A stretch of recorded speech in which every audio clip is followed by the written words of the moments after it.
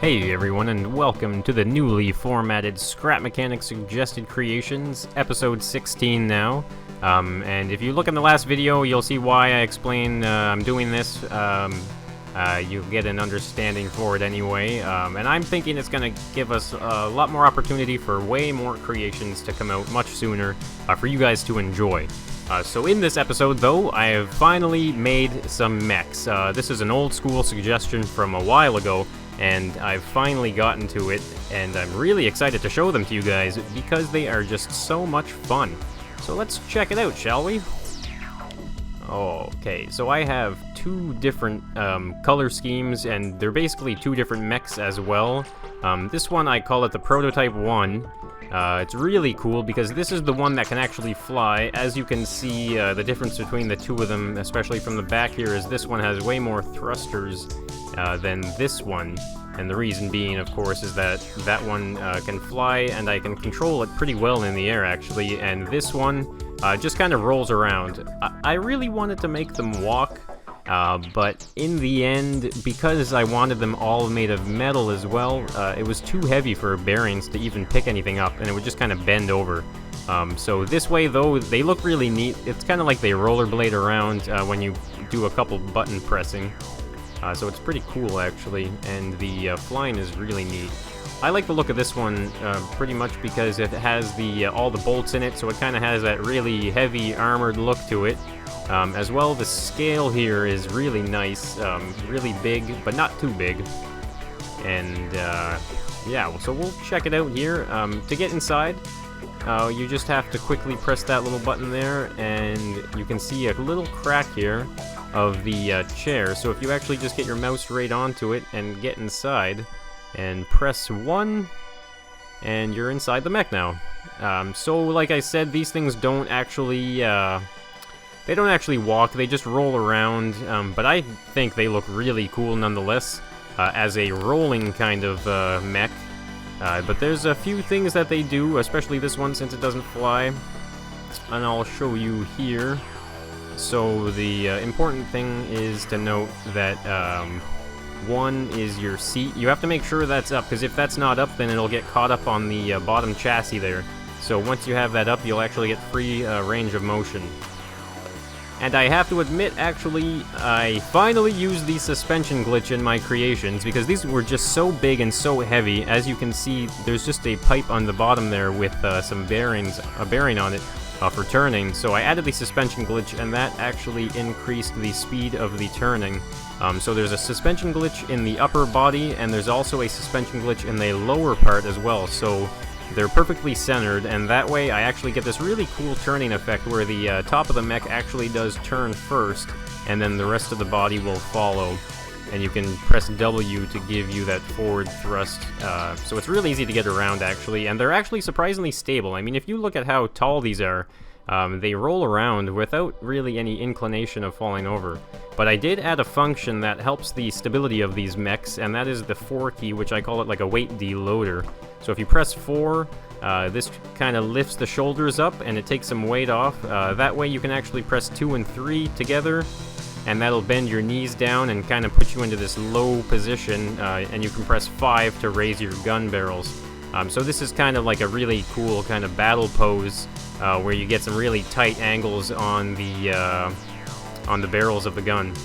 So you can also just stand back up, and you can see that's the raised position of the barrels, and 5 brings them back down. Everything that I'm doing on this one, the green one does as well. The only difference, though, of course, like I said, is the flying capabilities.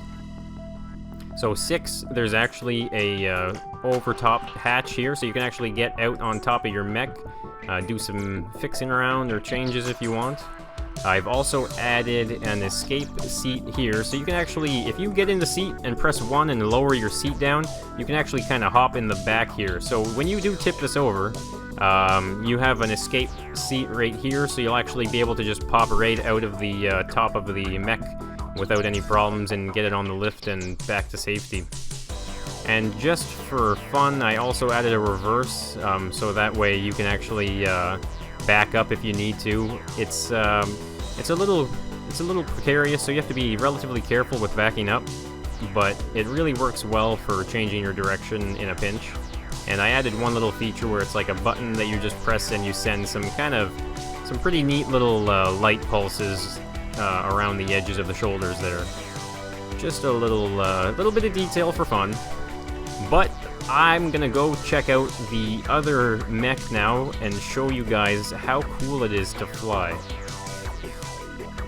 So I'm just gonna get rid of this one, free up some lag here. As you can see around the world, I've added windows on the extremities of the borders. So that way I don't fly into it while I'm trying to fly these things, because I had to do some modifications and finally got this thing flying without any problems. So like I said, this one does all the same stuff as the other one, except it's, in my opinion, way more badass, and it can fly. I'm gonna quickly show you guys the flying in here, and then leave you with a kind of a cool scene, maybe, in my city that I've got going on. So for flight mode here, the first thing you want to do is press the number 8 key, or whatever you have that mapped to. As you can see, you have these little doors. It wasn't much of a transformation, necessarily. The reason why I added those doors, though, was so that way you know for sure when your 8 key is turned on and off, because if you don't realize it's on, it can really cause some issues. So you turn 8 on like that, as I said, and you press the number 4, and you start going up.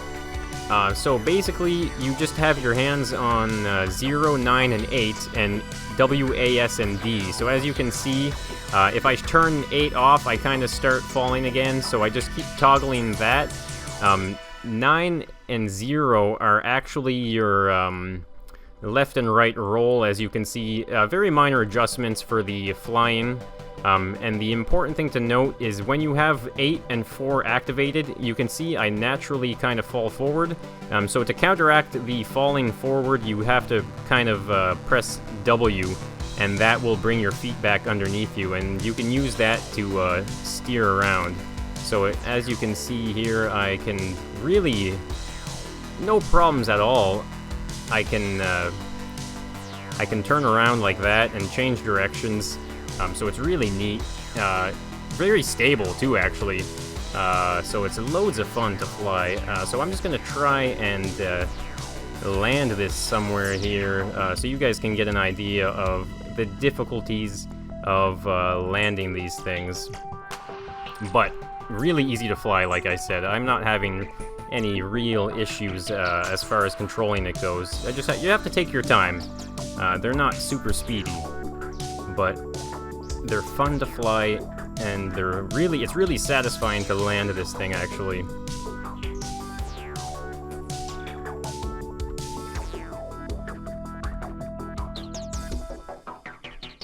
Ah, yes, there we go. So easy to land when you have some practice, but these will be in the description for the Steam Workshop for you guys to download them.